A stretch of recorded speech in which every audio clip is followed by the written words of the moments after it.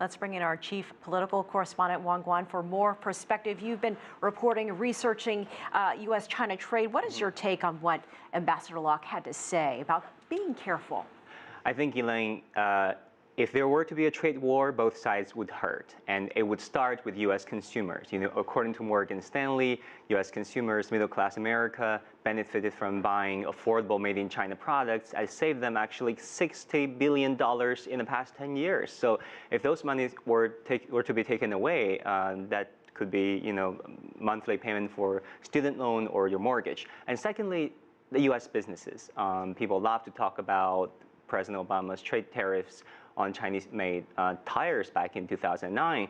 But let's do the math. 1,200 unionized tire workers' jobs were saved. The downstream industries, just automakers, needed to pay $1.1 billion more. So to save each tire job, downstream industries paid almost $1 million. And finally, U.S. exporters needed the Chinese market. The top 5 exporting U.S. states, Washington State, Illinois, Texas, and South Carolina, California, altogether, they have 134 electoral college votes, which is half of what's needed to win a presidential election. So it's not just the economic consequences. If Trump were to play up the trade barriers, China retaliates to hurt the U.S. corporate earnings, the jobs. There could be political ramifications as well into the future. Some of those states that voted for Trump will actually end up getting hurt. On the U.S. pivot to Asia, the Taiwan issue, do you agree with Ambassador Locke that the U.S. has been a force for good? Well, I think it really depends on who you listen to. If you talk to Koreans, they would tell you that it's because of the power politics and the proxy war, Korea was divided into two.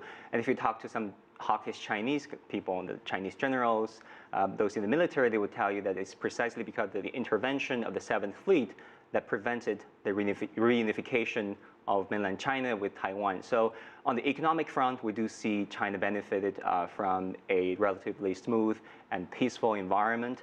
But regionally, we do see consequences resulted from the great power politics.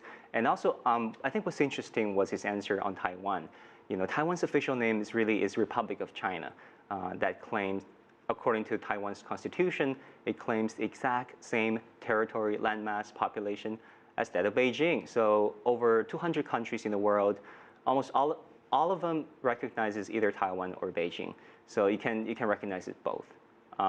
So that would be a question for Trump to figure out himself. All right, we'll have to wait and see. Wang, Guan, thanks for your insight. We appreciate it.